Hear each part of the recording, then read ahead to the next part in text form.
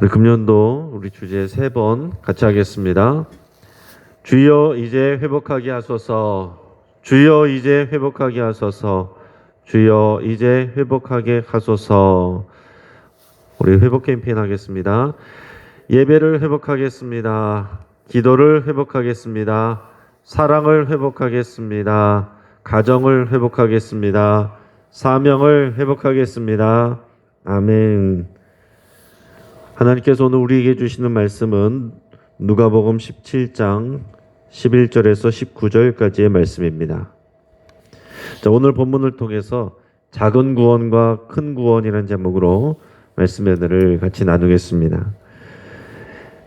천국에 가면 3번 놀란다는 말을 여러분이 들어보셨습니다. 당연히 천국에 있을 것이라고 생각했던 사람이 없어서 놀라고, 도저히 천국에 갈 수 없을 거라고 생각했던 사람이 천국에 있어서 놀라고, 그리고 마지막에는 내가 천국에 있어서 놀란다, 그런 말이 있습니다. 여러분, 예수님이 이 땅에 오셔서 하신 일들 중에 하나는 신앙에 대한 고정관념들을 깨는 일이었습니다. 예수님이 깨고 싶어서 깨는 것이 아닙니다. 예수님은 말씀 그대로, 진리 그대로 그것을 말씀하시는데, 이 땅에 있는 사람들이 말씀을 그대로 믿지 않고 또 자기식대로 해석하고 믿는 사람들이 많았기 때문에 그렇습니다. 그러니까 온전한 진리를 제대로 말씀하시니까 기존에 뒤엉켜 있던 것들이 잘못된 것이 드러나고 보여지고 이렇게 되는 일들이 있는 거죠. 호랑이가 없는 굴에 여우가 왕노릇한다, 그런 말이 있는데, 그리스도가 오시기 전에 이 바리새인과 서기관들, 종교 지도자들이 또 일반 백성들과 죄인들 위해서 자신들이 완전한 의인인 것처럼 허세를 부리고 군림했습니다.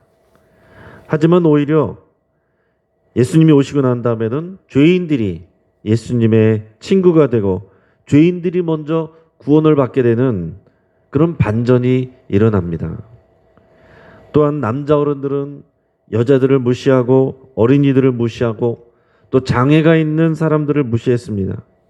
하지만 오히려 예수님은 그런 무시받는 사람들이 먼저 구원을 받고 하나님의 은혜를 받게 되는 것을 보여주셨습니다. 또 일반 유대인들은 사마리아인들보다 자신들이 훨씬 의롭다라고 자부하고 있었습니다. 그 이방인들, 사마리아 사람들, 이런 사람들은 구원을 받지 못할 뿐더러 그들은 그 자체가 아주 부정하다라고 생각하고 있습니다. 그들은 할례를 받지 않고 정결법도 지키지 않기 때문에 그들은 부정하다. 그래서 그들과도 상종도 하지도 않는 그런 상황 가운데 있지만은, 유대인들이 무시하던 이 사마리아인들이 하나님의 큰 구원을 먼저 경험하게 되는 일들이 종종 있습니다. 오늘 본문에도 그런 내용이 나옵니다. 오늘 본문은 예수님이 예루살렘으로 가는 여정의 그 후반부를 보여주고 있습니다. 지금 예수님께서 예루살렘을 향해서 가고 있어요. 예루살렘으로 향해서 가고 있는 그 여정의 내용들이 그 앞뒤로 지금 나오고 있는 것입니다. 명절을 맞이해서 가는 것이지만은 예수님은 지금 십자가를 지러 가시는 상황입니다. 우리는 항상 그 상황을 염두에 두시고 우리가 말씀들을 대하실 수 있기를 바랍니다. 자, 그런데 예수님은 지금 예루살렘으로 가시고 있는데 오늘 본문에 보니까 사마리아와 갈릴리 사이로 가고 계신다, 이렇게 얘기하고 있습니다. 오늘 11절에서 사마리아와 갈릴리 사이로 지나가신다, 이렇게 말씀하고 있는데, 여러분 이제 지리적으로 보면은 이 이스라엘 땅이 그 당시에 그 신약 시대에 어떻게 돼 있었냐면은 크게 도가 큰 구역이 위아래로 이렇게 돼 있었습니다. 그 위에 북쪽은 갈릴리 지역. 그래서 우리가 뭐 경기도 경상북도처럼 얘기하면은 갈릴리 도입니다. 갈릴리 도. 그리고 아래쪽은 예루살렘에 있는 여기를 큰 구역으로는 유다도라고 얘기합니다. 그래서 성경을 여러분 잘 보시면은 갈릴리에서 유다로 간다, 또는 유다에서 갈릴리로 간다, 이게 북쪽이지만은 이게 지대적으로는 낮기 때문에 또 유다에서 갈릴리로 내려간다. 또는 갈릴리에서 유다로 올라간다. 예루살렘으로 올라간다. 이런 표현들을 이렇게 쓰게 됩니다. 그러니까 여러분들이 성경을 보실 때는 그런 지리적인 설명이 나올 때 예수님께서 지금 명절 때문에 예루살렘으로 올라가고 계시는구나. 아니면은 끝나고 나서 갈릴리로 내려가고 계시는구나. 여러분 이것을 잘 생각하시면서 보시면 좋습니다. 그래서 예수님께서 주로 사역하시는 것은 이 갈릴리 지역, 그 지역과 그 주변 하시다가 명절 때가 돼서 이 유다도로 와서 예루살렘과 그 근처에서 사역하시는 것들은 또 이제 많지는 않습니다. 그것도 여기서 사역하시던 일들이 끝나고 나면은 주로 대부분은 이 갈릴리 지역에서 하시게 되는데 이제 명절을 맞이해서 예루살렘으로 지금 또 올라가고 계시는 북쪽에서 남쪽이지만은 지역적으로는 이 남쪽이 높기 때문에 올라가고 계시는 그 여정 가운데 있다는 거죠. 근데 그 사이에는 사마리아 지방이 있습니다. 지금 얘기한 것도 말씀드렸던 것처럼 유대인들은 사마리아 사람들을 싫어하고 부정하게 여기고 상종도 하지 않습니다. 그러니까 오늘 말씀에 보면 사마리아와 갈릴리 사이로 지나가시더라 이렇게 말하고 있는 내용은 뭐냐면 이 사마리아를 통과하면 빠른데 이 사마리아 사람들을 상종하고 싶지 않으니까 유대인들은 대부분 이 예루살렘으로 할 때 이 사마리아를 거쳐서 가지 않고 돌아서 가는 그 우회로로 이렇게 다녔다고 합니다. 그러니까 지금 그 길로 가고 계신다는 것을 이제 보여주고 있는 것입니다. 이 지역은 이제 유대인들의 마을도 아니고 사마리아의 마을도 아닌 그런 접경지대라고 할 수가 있어요. 예수님께서 어느 마을에 들어가셨는데 거기서 나병 환자 10사람이 큰 소리를 지르면서 예수님께 나와왔습니다. 우리 11절에서 14절까지 말씀을 같이 읽겠습니다. 시작.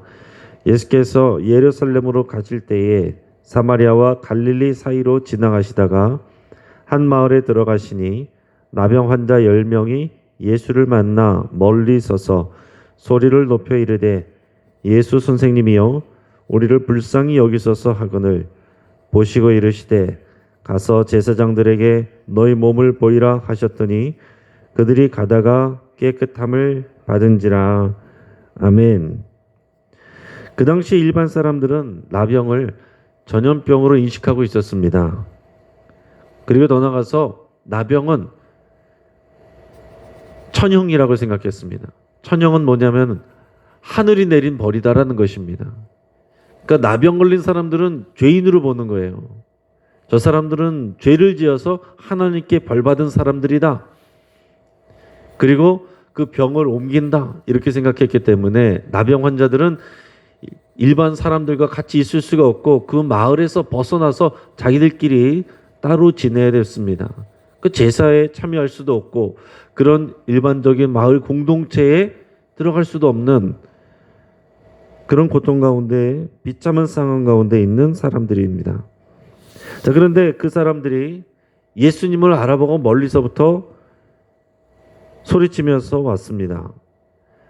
예수 선생님이여 우리를 불쌍히 여기소서. 예수 선생님. 아직까지는 그들은 예수님을 메시아로 알고 있지는 않습니다. 그냥 치유를 잘하는 그런 분으로 여기고서 소문을 듣고서 예수님을 보고 이렇게 찾아온 것입니다. 예수님은 그들을 보시고 긍휼히 여기셨습니다. 그리고 그들에게 말했습니다. 가서 제사장들에게 너희의 몸을 보여라.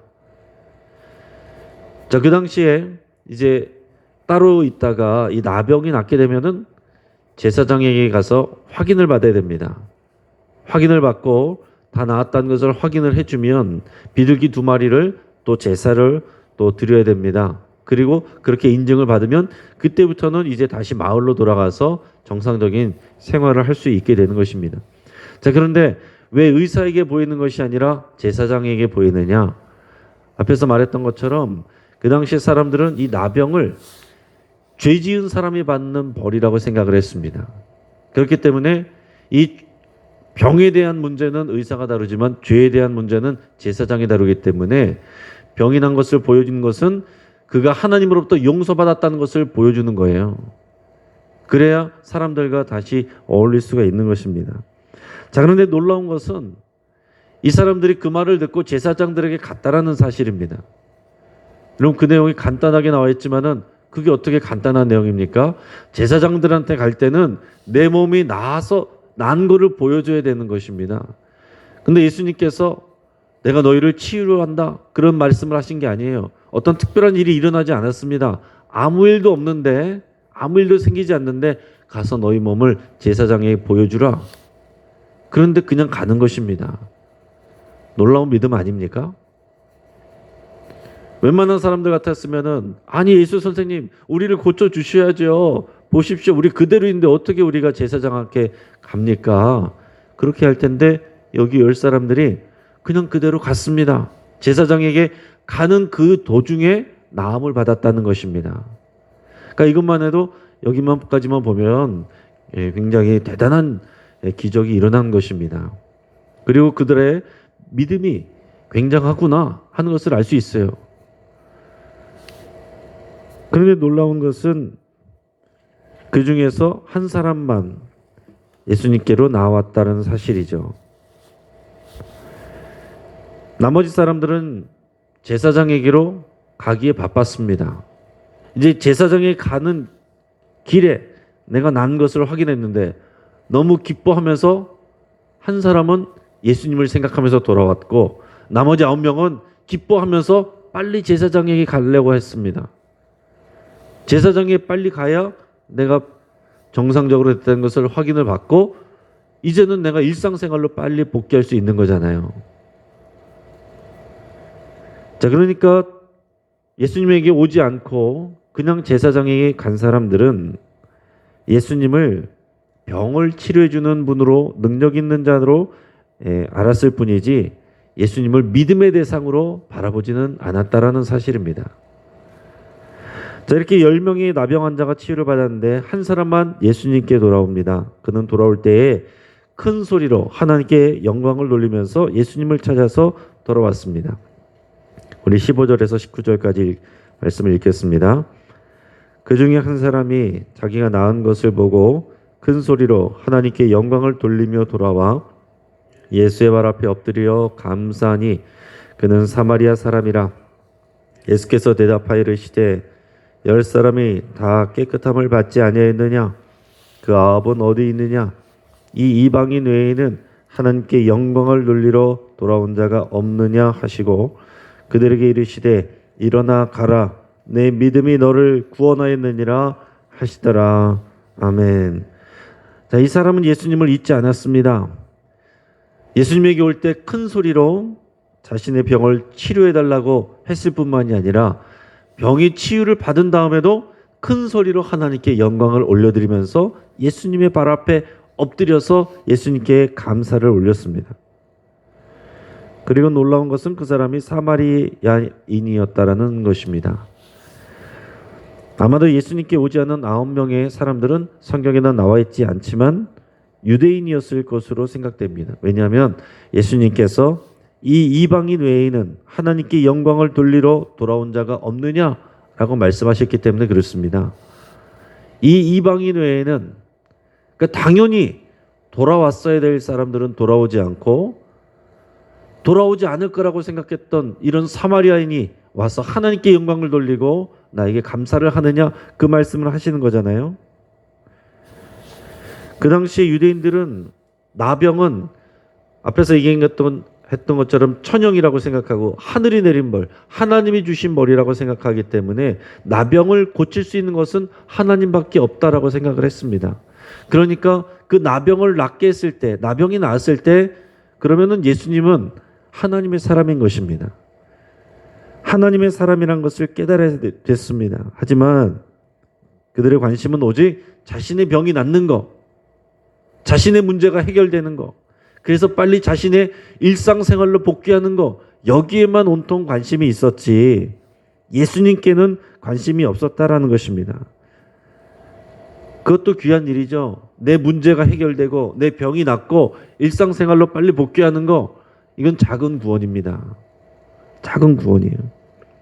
예수님께서 말씀하실 때 병든 자들에게 네가 구원받았다고 말씀하시는 경우에 그것은 네가 이제 병 고침을 받았다는 말도 이제 포함이 되어 있습니다.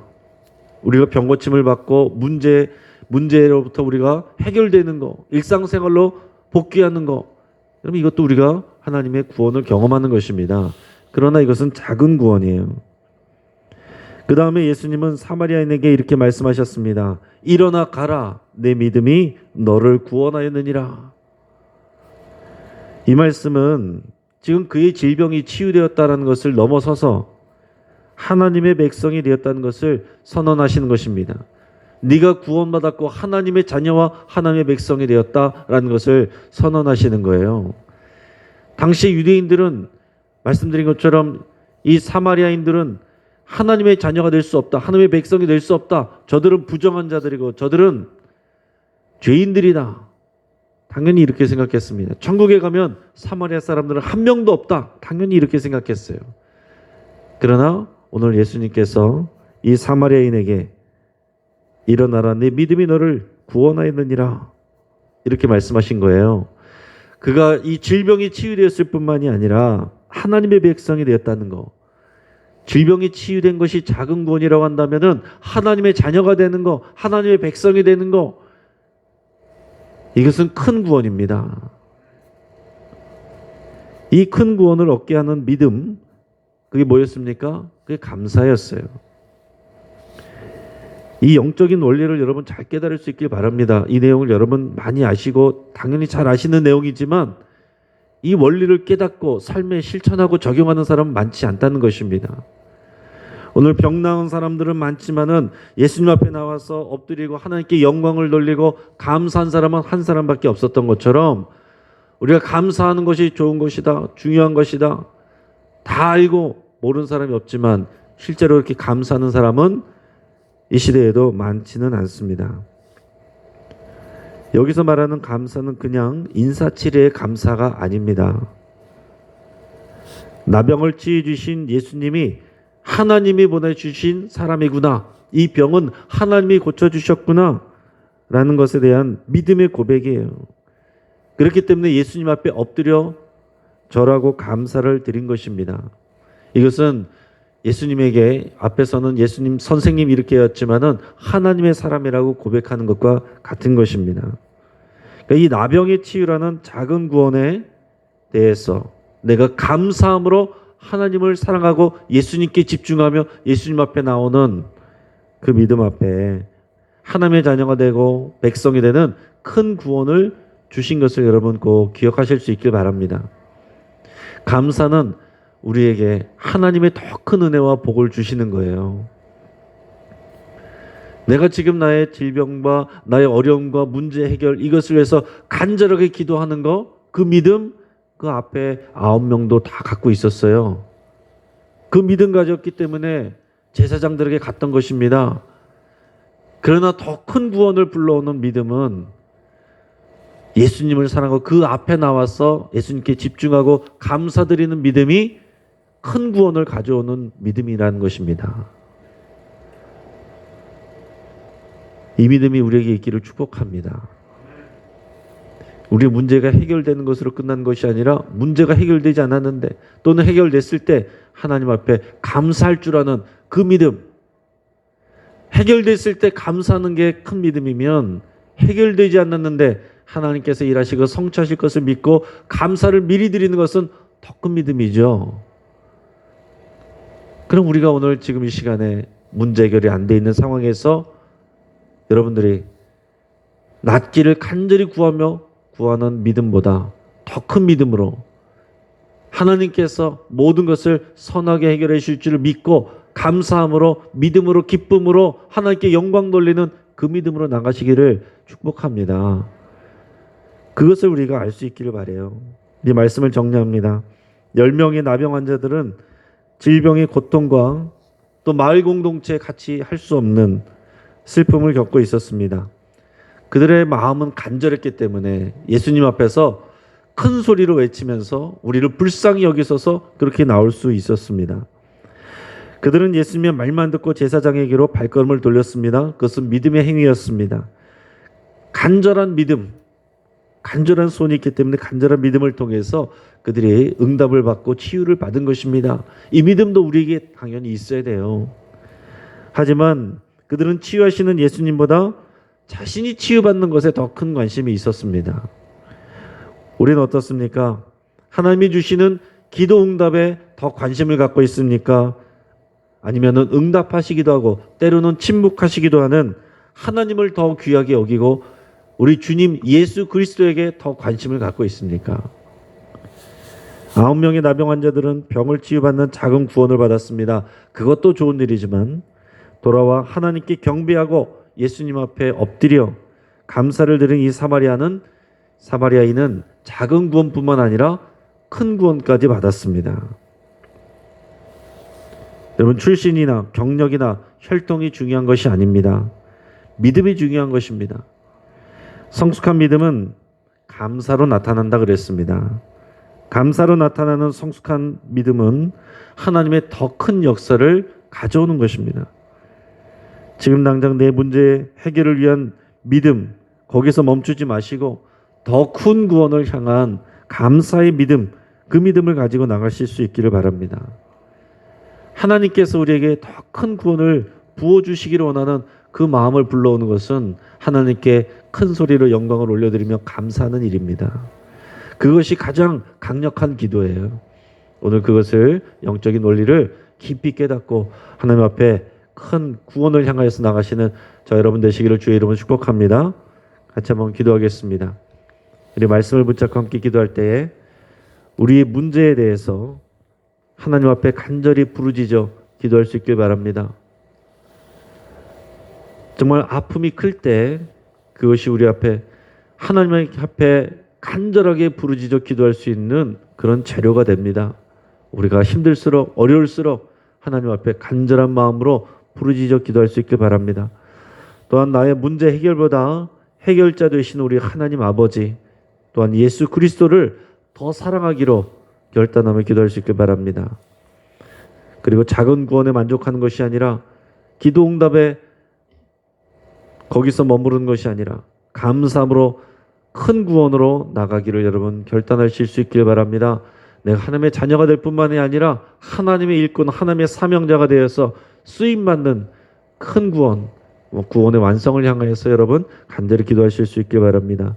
우리 가정을 위해서 기도할 때 예수님을 사랑하고 감사드림으로써 또 믿음에 대하여 그 앞에서는 우리의 가족들 될 수 있도록 여러분께서 믿음으로 상상하고 바라보면서 그렇게 기도하고 축복하실 수 있길 바랍니다.